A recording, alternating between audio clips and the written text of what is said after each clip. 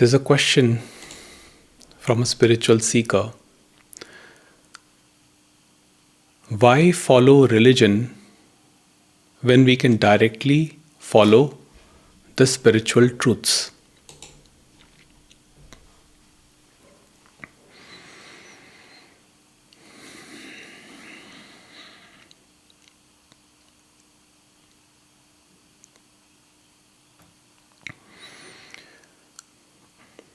You see, from the very beginning, it has been our condition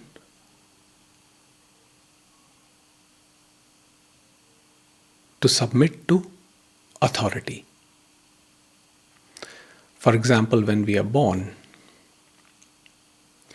we see parents as authority. So whatever parents tell us, we don't contemplate on that as children. We don't evaluate whether it's right or wrong, whether there's any substance in that. We just believe them because, of course, they are our parents. So there is a great comfort in submitting to authority as a child. Similarly, it has been our conditioning to seek comfort and safety in structures. So you can imagine this in the following manner.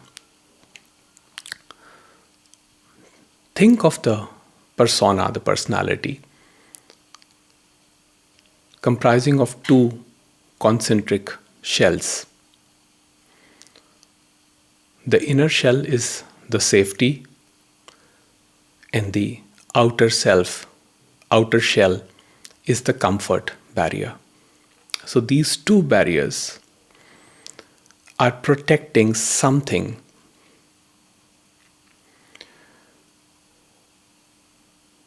And we'll come into it, what exactly they are protecting.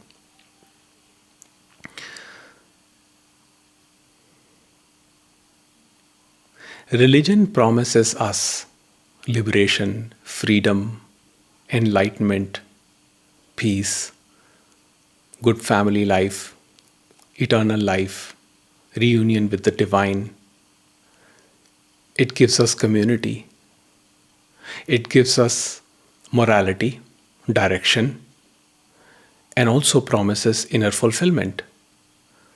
So you see, all of these things are very appealing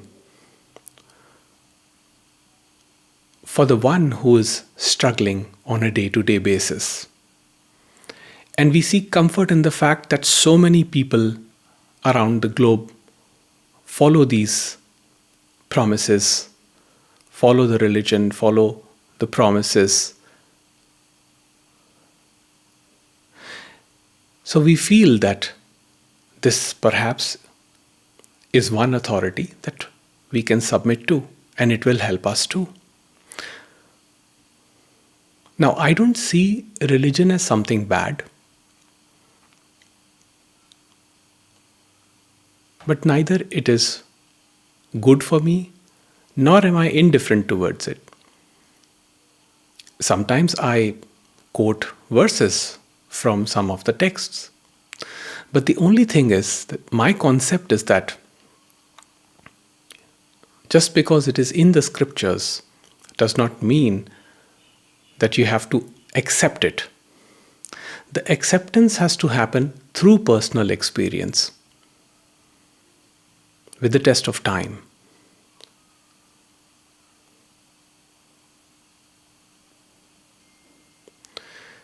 But with conformity, it is very difficult because we lose peace. And these promises are very appealing. So, on the conscious surface, we may be struggling a lot, and we can see that we are struggling. And we may repeatedly say that, no, we want spiritual truths. Because religion is now limited. It is not helping me to get into the core of who I am. But deep down, at an unconscious or a subconscious level, we are still seeking that sense of safety. We are still seeking those comforts. So the moment the comfort is gone, one layer is broken. Then the moment the second layer gets threatened, which is safety, that is when the crisis happens. Why does the crisis happen? Because that layer is covering up a lot of shame, blame, guilt, malice, resentment. And we fear that if all of that gets exposed, my whole identification will crumble.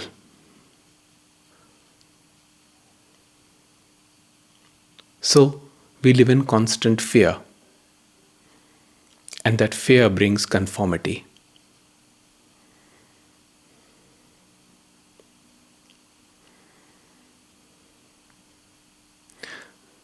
Spirituality requires us to stand naked, completely bare, and look at ourselves beyond the two layers. Till we are living with those covers, those barriers, there is no possibility for anything. We will be repeating the same patterns over and over again. Now, I feel that religion, up to a certain extent, is helpful because there are scriptures that do promise, that do give us a lot of profound insights. The problem with religion is that it has now become organized. Now, with the organization, the corruption is bound to seep in.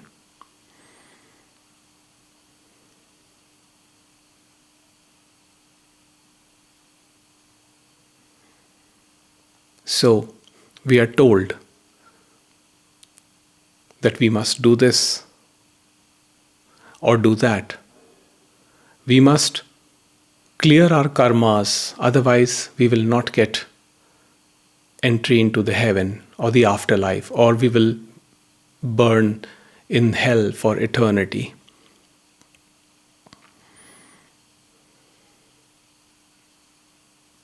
So this fear keeps us trapped. And this conditioning is so strong because we have been told this from childhood. We have seen our parents, our grandparents follow this without questioning. We never examine who are we talking about, whose karma are we talking about.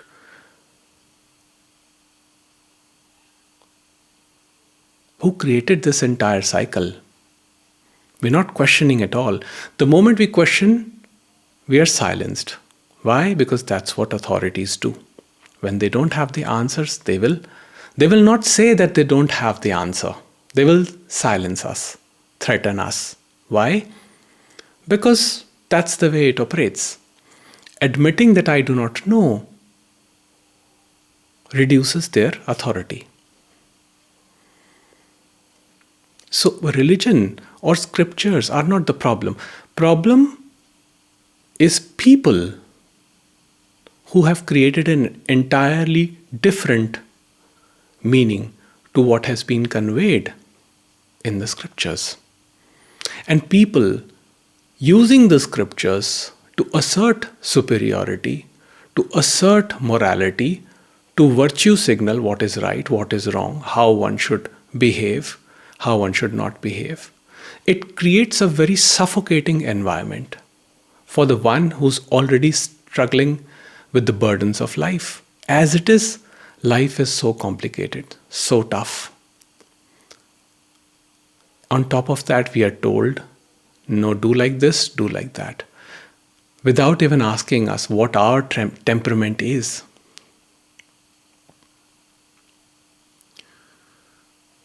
Unfortunately, in today's time, even spirituality has become organized.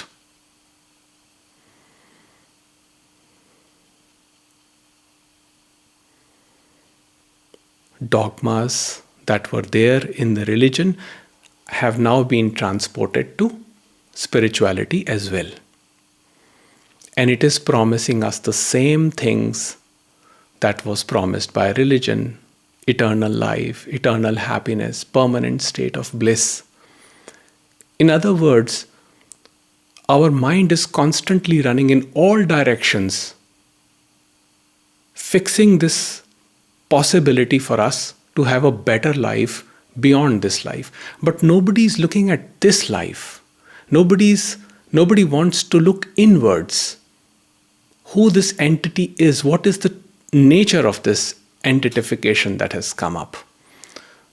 Because that requires going beyond those two shells, the shell of comfort and safety.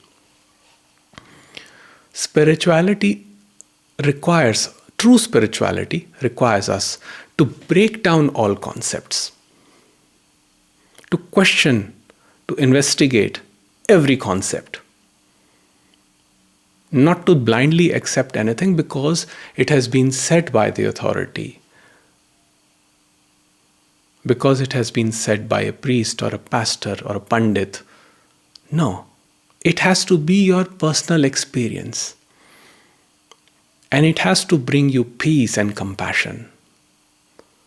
If there is no compassion, there is no benefit. You can attain the greatest siddhis, you can do the greatest miracles, but they are all useless because they are going to only enhance the ego, the separation. The greatest siddhi or the greatest psychic power should lead one to compassion, wholeness, heartfulness, and love. And not to divisions. Unfortunately, people have been using religion and spirituality for divisiveness.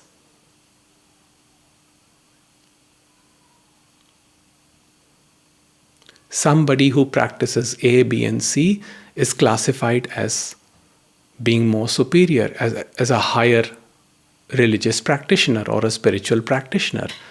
Somebody who's not doing any of those practices or is not following the protocols is deemed as lower. So when you are told that you are at a lower level, you automatically start feeling that shame. And you start conforming, losing yourself, losing touch with your inner core, your place of wholeness, beingness, which is so readily accessible, and that is all there to spirituality, nothing else. It doesn't require doing hardened practice, because doing hardened practice only hardens the shells.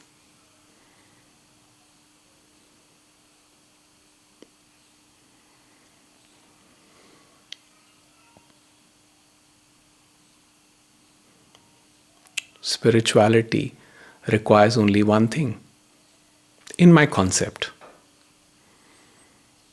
being with yourself as you are, not how you should or should not be, but being with yourself as you are, in total acceptance of what is. And you see, sometimes that is very, very difficult for the seeker, because that requires standing naked.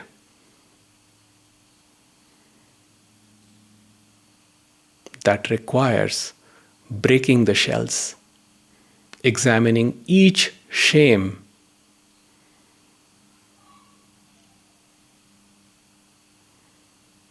each resentment, each identification, down to the most basic level, till one arrives at this question: who am I?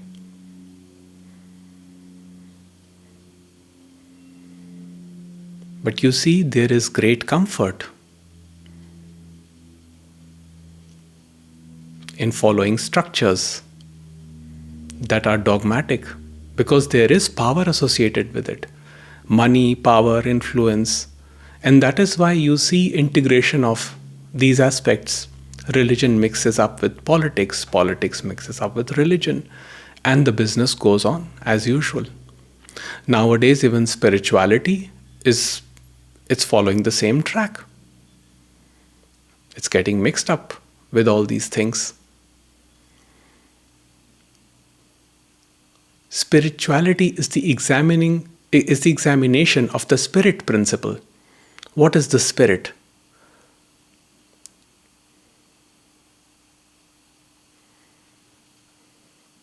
Is the spirit different? Is your spirit different from mine? What is that one commonality that unifies all? You see, this is a very tough question for the separate self, for the ego, because ego has invested so much. We have listened to the hymns, to the songs, to the kirtans, to the bhajans, to the devotional songs, all of those things. And we have created this fantasy of how afterlife should be. We are obsessed with collecting good karmas because we've been told that we will be rewarded. So we are running after rewards. And the thing is that all of this happens subconsciously. So we say that we are interested in spirituality, but most people don't have the courage to go there because that requires us standing naked. And it is also true that the moment those structures break down for you as a result of spiritual awakening, you do find yourself naked and completely exposed. And then people will move away from you. Relationships will break. Friendships will dissolve. Work situation will be affected. And there will be intense pain, intense suffering. Because the shells are being broken. So of course it is going to pain. And exposure to that inner content of shame, blame, malice, guilt, resentment, whatever has accumulated over the past. Of course it is painful. But then beyond that is the spirit, the unaffected, the one that simply witnesses.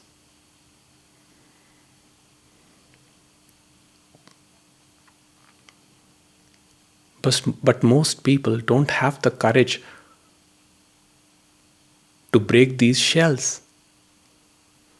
They conform, they subjugate because that strengthens the shell and it gives this illusory safety, this illusory comfort, the comfort that actually is killing us. But we are so convinced. We want to be safe. We don't want to be exposed.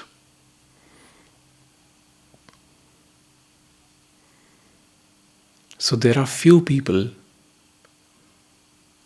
who realize this truth and who gather courage to break open from these shells. And after that, there is no need for no concern for any purpose, any meaning, any concern with afterlife or eternal life or freedom or moksha or enlightenment. It all dissolves. Because for whom are these things relevant? These are fantasies created by the separate self, by the ego, which is that shell. And once it breaks, which is painful, what remains is pure light, the light of the spirit.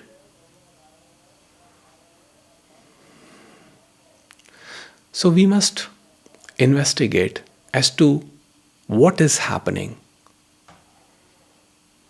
to be able to see what is going on within,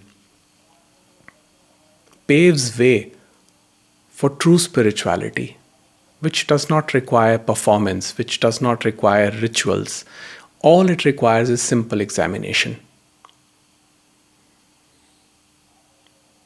simple attention, the total vision of what is, things as they are happening right now, in this very moment. It requires presence. There is no concern about safety in that place.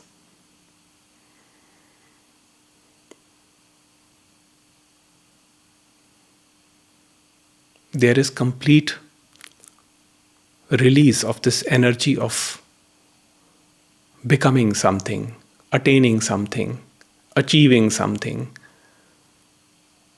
There is no desire for any reward. There is no concern with any afterlife. There is simply being. In that beingness, everything is whole and complete. And that is the understanding. So, to answer your question in a nutshell,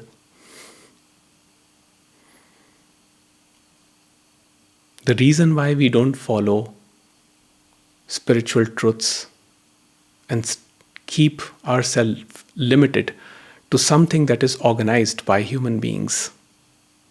Again, I'm not saying religion is bad, that everything there is bad. No, there is wisdom there. There is deep meaning to what scriptures offer.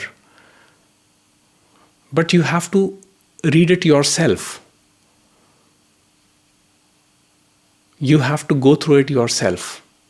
And you have to use your own mind. All of us have been given minds for the same purpose. We have to investigate using this instrument. There is no other possibility. That is why I always say that I only give you concept. This is only a concept that I'm giving you right now. You have to examine, and then you have to come to what is the truth. Simply adopting people's idea about what is written in the scriptures or what does the religion say will not sit well with you. It will keep you confused your entire life. You will keep questioning what is life, what is purpose. See, this is all a trap of the thinking mind, which keeps on repeating the same patterns over and over again. And somehow it gets addicted to those patterns because it derives identification from those patterns. Because if I abandon those, then there is nothing for me to do. So when there is nothing for me to do, then who am I? Who is this me? That is a scary question. But then those who go beyond that fear step away from performative religion, performative spirituality, and go directly into the true spirit, into the heart. So I hope this answers your question.